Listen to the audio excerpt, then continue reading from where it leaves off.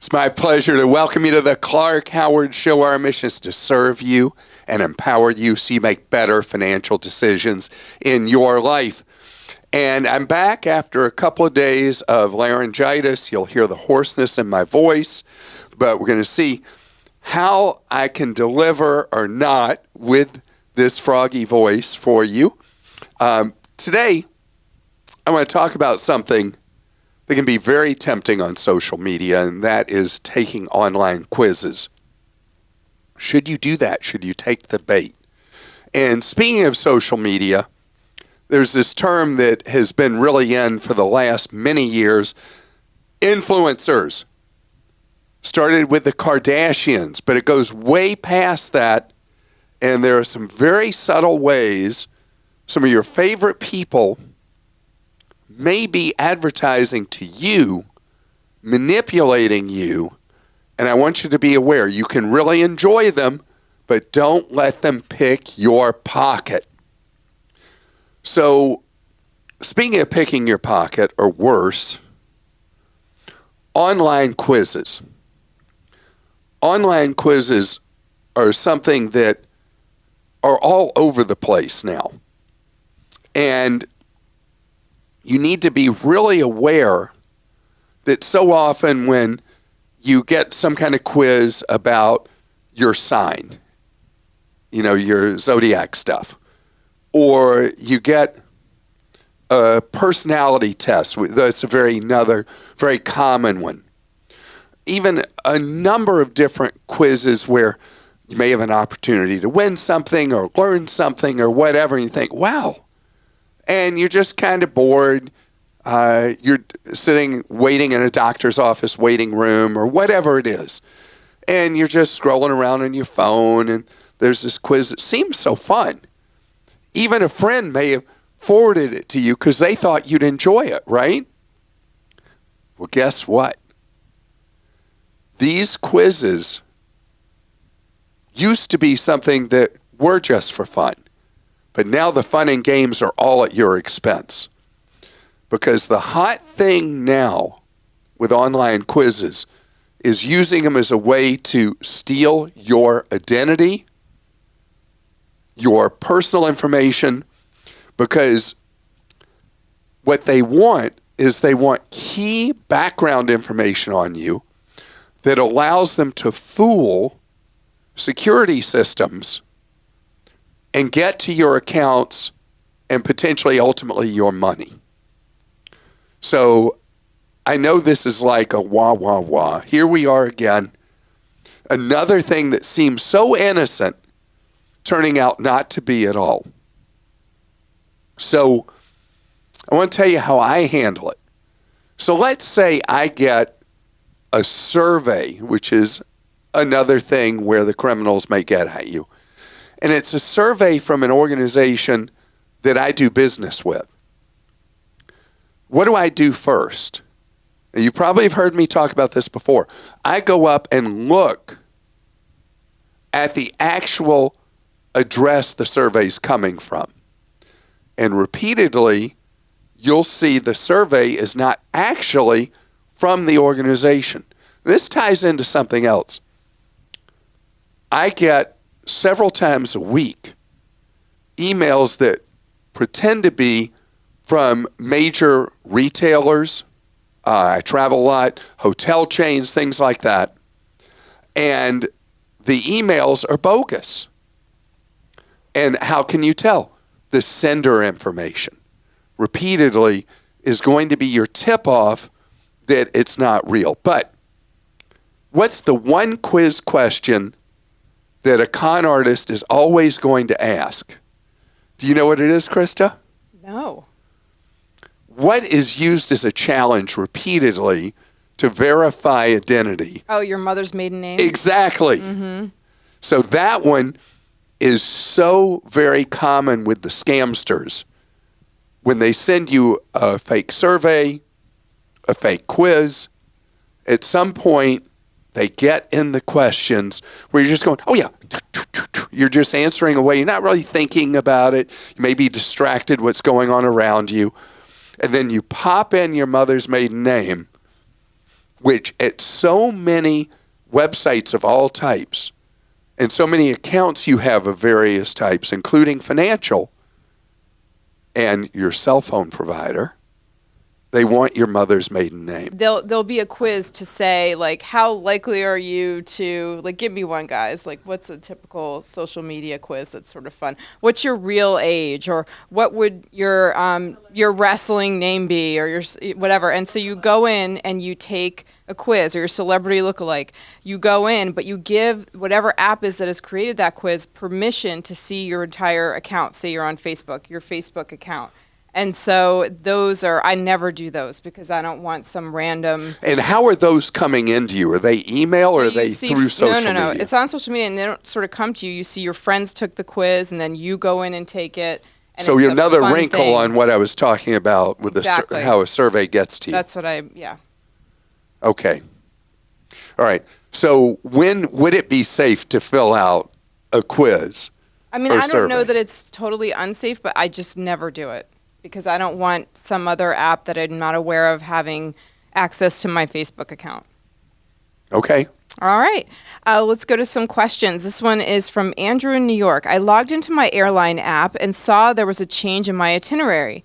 I called customer service and was told all was okay. 20 minutes later, the same customer service representative called me back from a different number and said we owed $100 per ticket in additional taxes, or they would cancel our tickets. There were 6 of us flying in 2 days. We said we would pay at the counter and asked for a supervisor who eventually hung up on us. I called back the airline, spoke with a U.S.-based customer service representative, and was told all was okay, and somehow the scammers picked off our phone call. Even though we called the correct number for the airline, we double-checked our call history.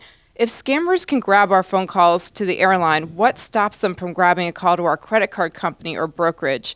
What can you do to prevent this? So, Andrew, I'm really shook by this because we've had the fat finger dialing thing before where criminals will obtain the numbers, a variety of phone numbers that are maybe one digit off from a bank's customer service, a brokerage customer service, never heard of it being an airline's customer service number.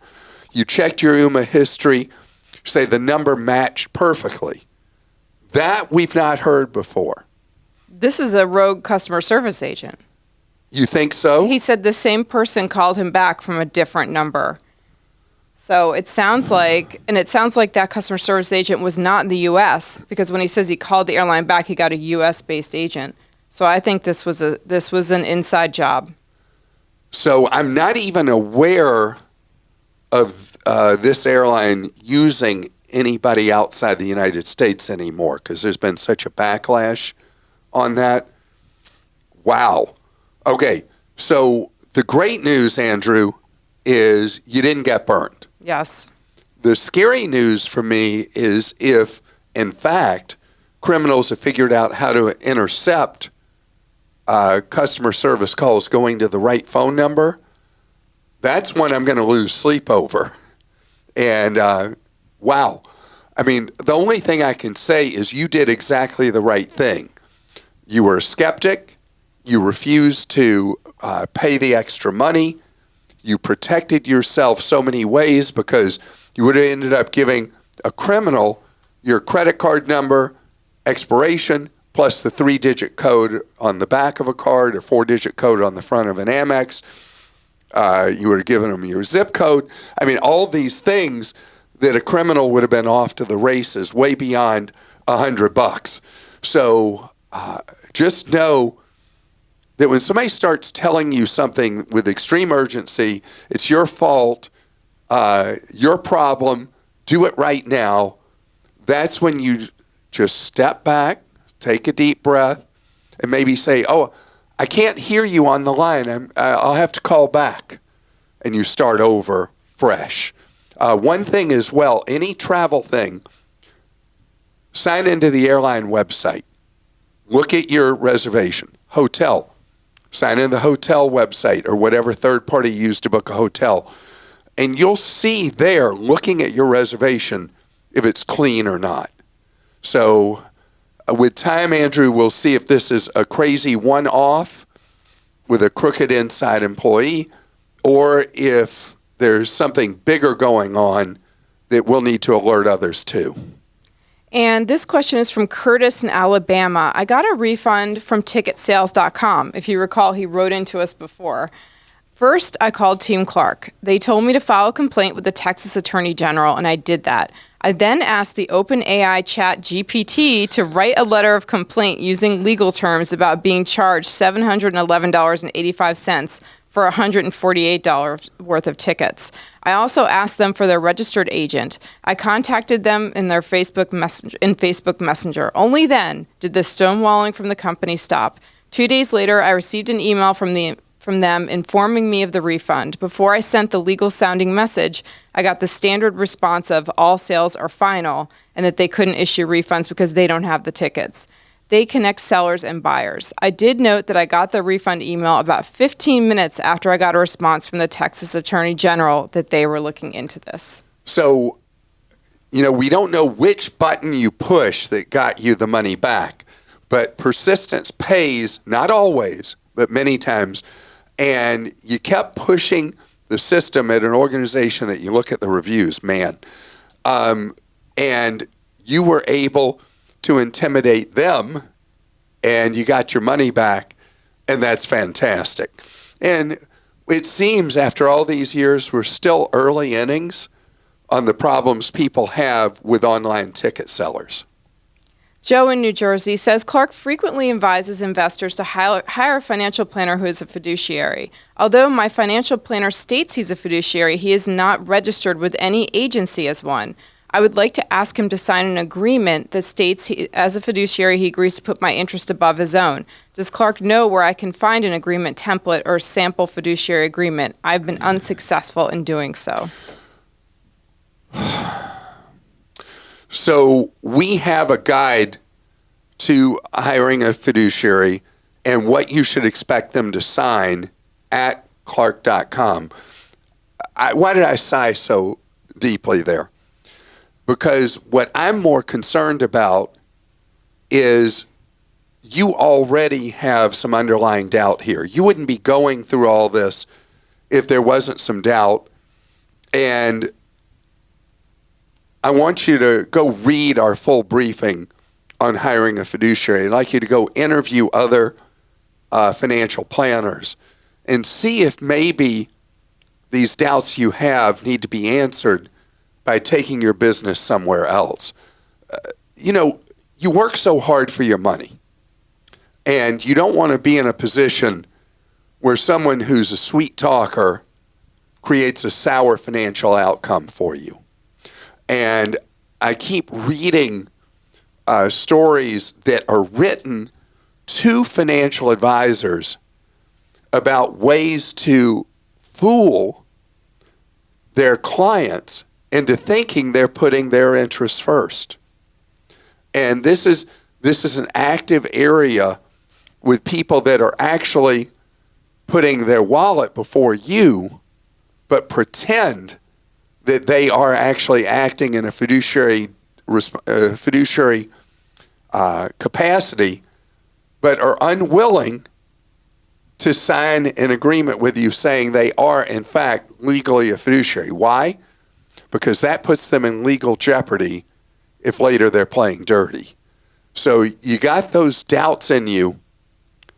I would follow your instincts on this and go hire somebody who actually is truly practicing as a fiduciary. And what you've always said is the easiest way to make sure, or as sure as you can be, is to hire a certified financial planner and check the CFP board website to make sure that they're listed there, which this person must not have been. That is a valid step, but someone can be a true fiduciary outside of a CFP designation.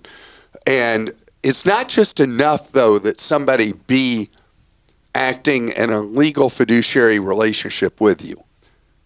And all that means is that they legally must do what's best for you, not what's best for them.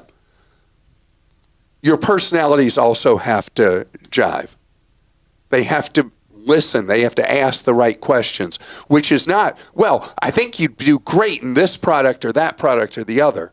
That is the smallest part of what a fiduciary does, because a fiduciary, properly trained and doing his or her job correctly, is looking at your overall goals, where you are, and how to get you there.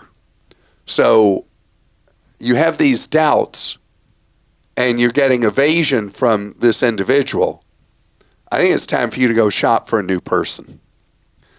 Coming up ahead, speaking of people who you may like, but you need to be wary of, influencers, way up high on that list. We're going to talk about it.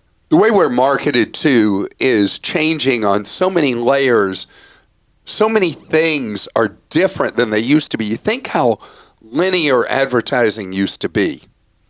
In the old days of old media, you had key gateways to how information, entertainment came your way and how advertising came your way. Overwhelmingly, you got it through first this thing called newspapers. And believe it or not, newspapers used to be the most profitable part of media. A single city newspaper might make $100 million or more in profit a year. And it was because they were thick, filled with ads. And, of course, TV, radio, the three principal ways that advertisers reached you. The messages were either national, regional, or local, and that was how it was done. Well, then, if you go back to the beginning of the end for local newspapering, it was actually Craigslist. Because the most lucrative advertising in any local newspaper in the United States was classified ads. If you're not of an age to know what classified ads were, you'd go to if you were trying to buy something or sell something, you'd go to the classified ads, which were these little teeny ads that cost a crazy amount of money. And anybody who had vision problems would need a magnifying glass to be able to read the classified ads. And it was a license to print money on the part of newspapers. And Craigslist was the first clear indicator, because you could post your own essentially classified ad for free, totally locally driven. It was the first clear indication that advertising models were going to change dramatically in the United States. This was more than a generation ago that this emerged.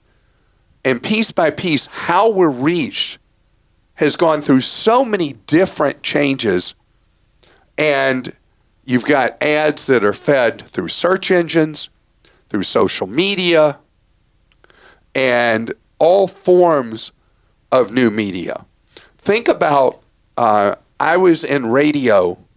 I still do a little bit of radio every day, but I went into radio in the 1980s and did a syndicated radio show till 2 years ago.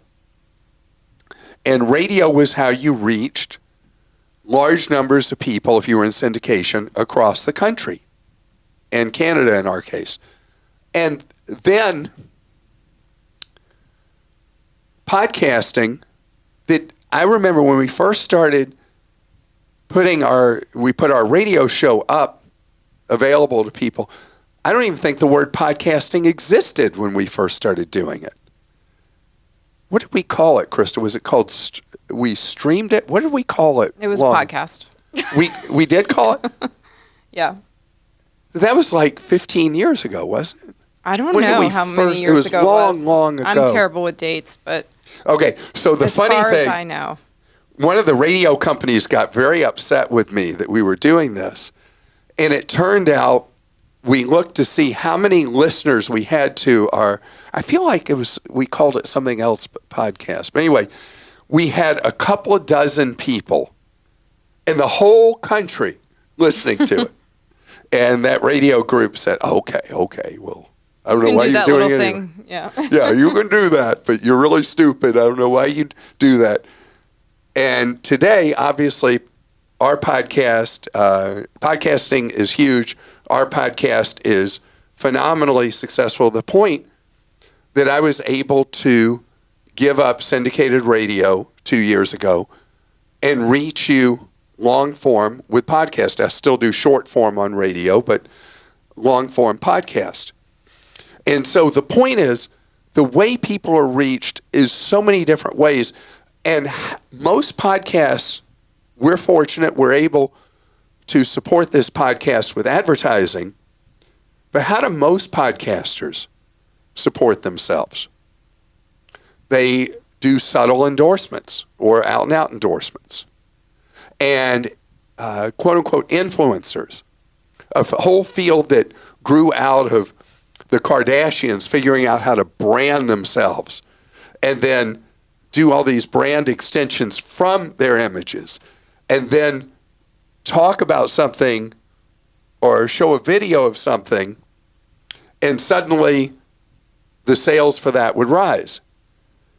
So today, the challenge for you and me is it's one thing to enjoy someone, following them, enjoying their content, whether they are whatever kind of content they do. It's all different kinds. It can be popular culture kind of content.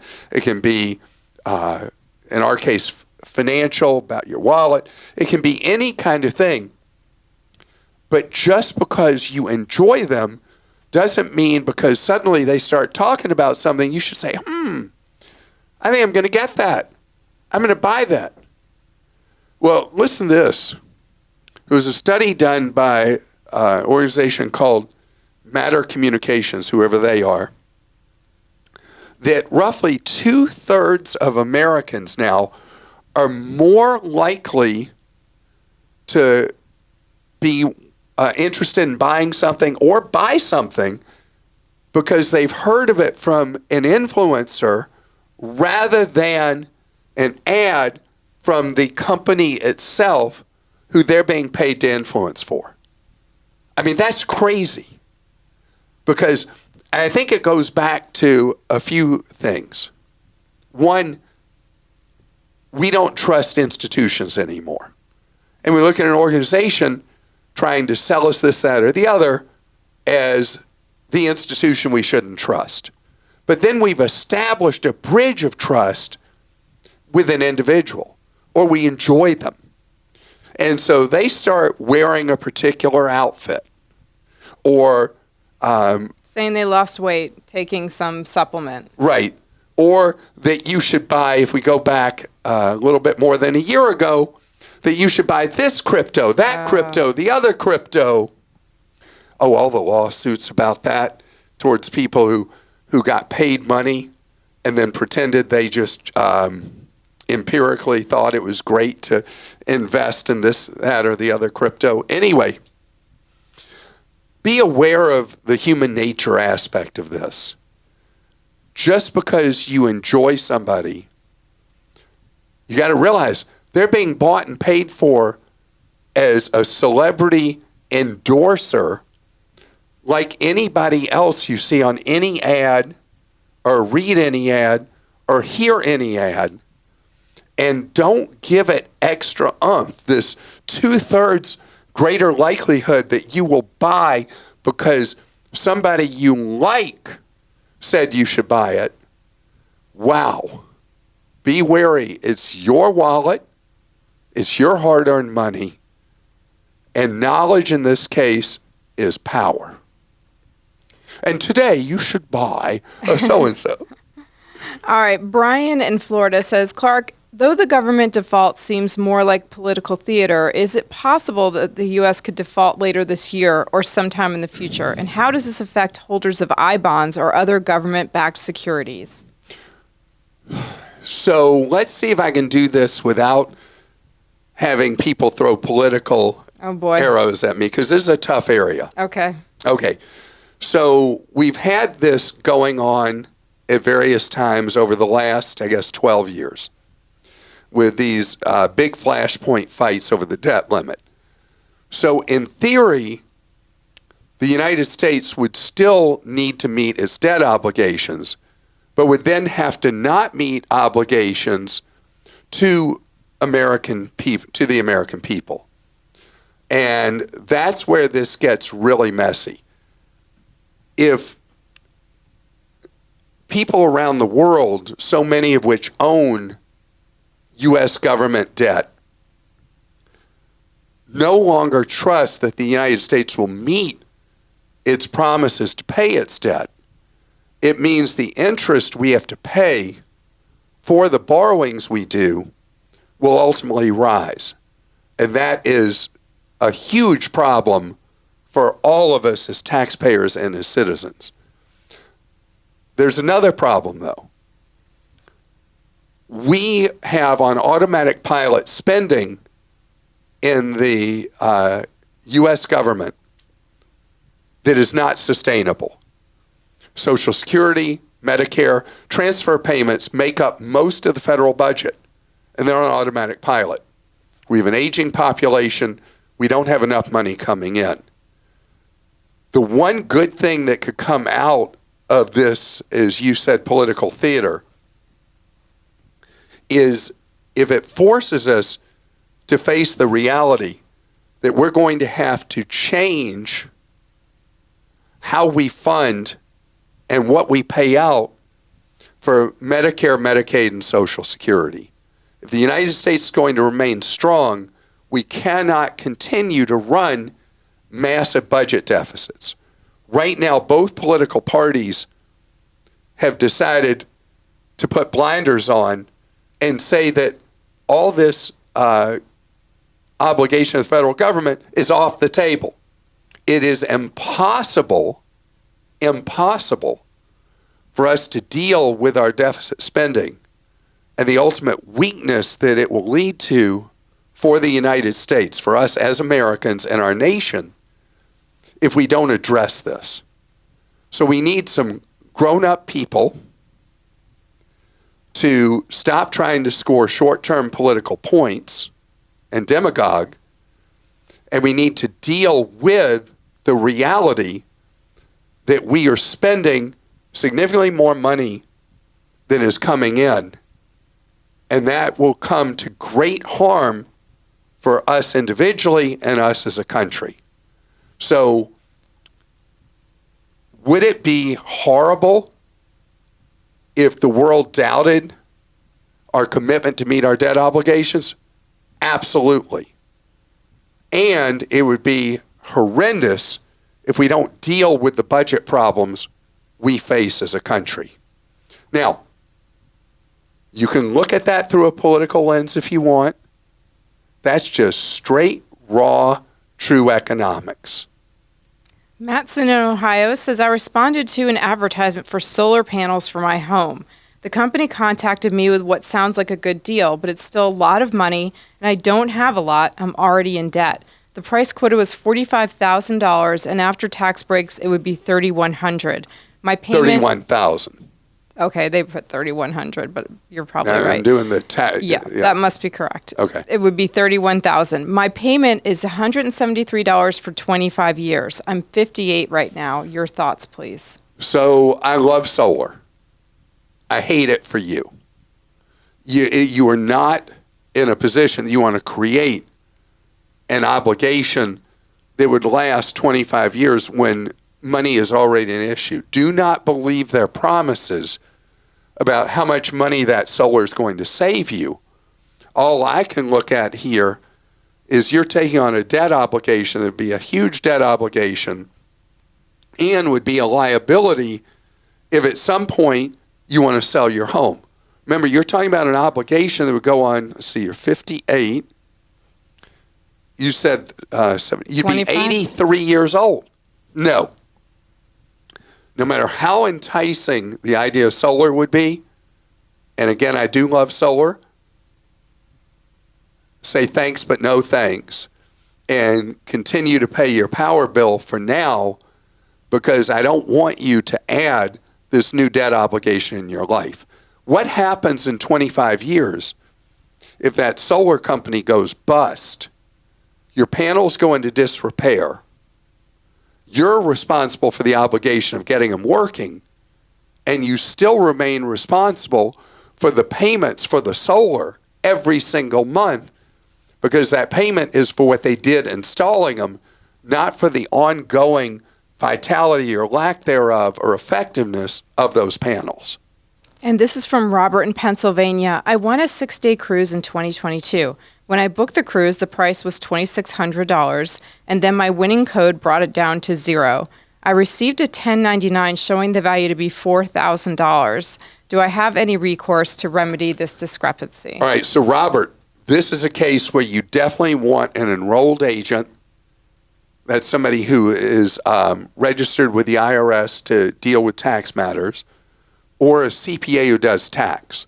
Because what's happened here, this happens a lot when TV game shows used to be really big and we'd get this question, is somebody would win something on the show and they'd say that it was worth blah, blah, blah dollars. But in real life, it wasn't worth close to that. But you were being taxed on what they said on the TV show, that something was worth $20,000 and maybe was worth $10,000.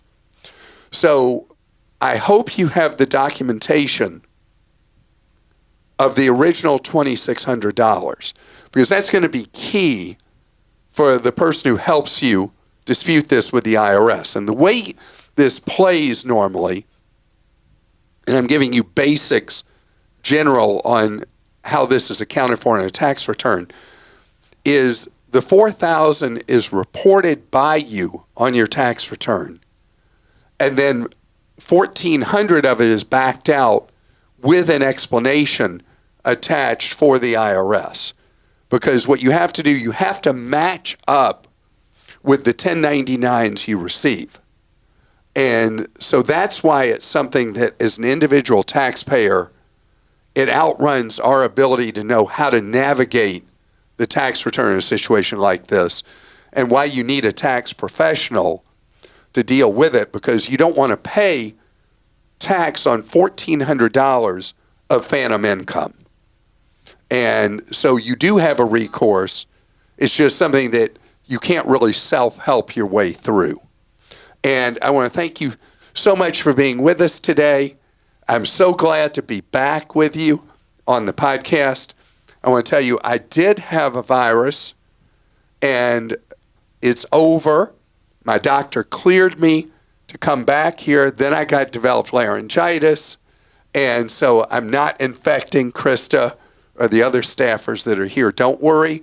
I'm not doing presenteeism where you come in and you infect other people. So I'm glad to be here with you. What I want to infect you with is good financial sense where you're able to take control of your wallet and build a better financial future for yourself and your family. Have a great day.